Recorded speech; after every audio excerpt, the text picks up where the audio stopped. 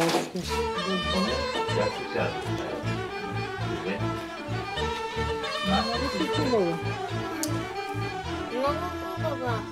Мислиш, че трябва да я подесла? И тя не може да прехвърли камъните огради. Една. Тя се казва Сузи. Ние не сме лоши, да знаеш. Само че ако ми Ма тя- изядеш някакви растения. Не се страхувай от нас, ние не сме лоши. Ма тя може ли да излезе? Не знам. Петрова, какво правиш там? Не знам дали да я остава да избяга. Тя водна ли е жаба? Що ме във водата?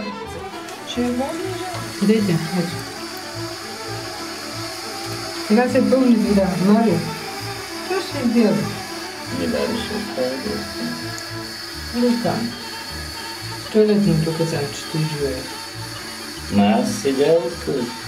Тя кога... Тя кой знае от кога се живее там? И какво папа? Излезе. Да не би ти да ми държиш отворено казанчето, Петрова? Че гледам, че си стъпила на това. Как се живее с туалетно казанче? Колко е зелена.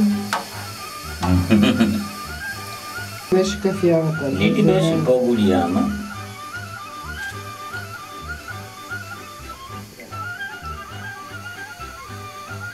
Тя сега не позволява и ще прелее и ще падне това.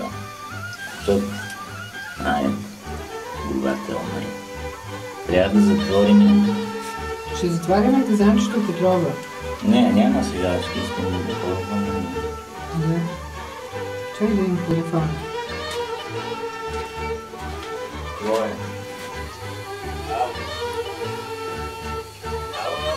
И това е. Там се живее.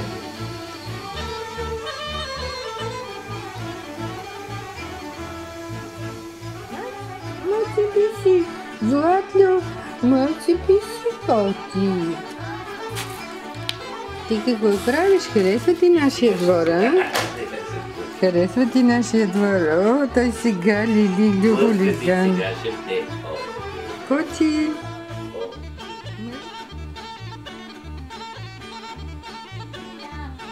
Кажи.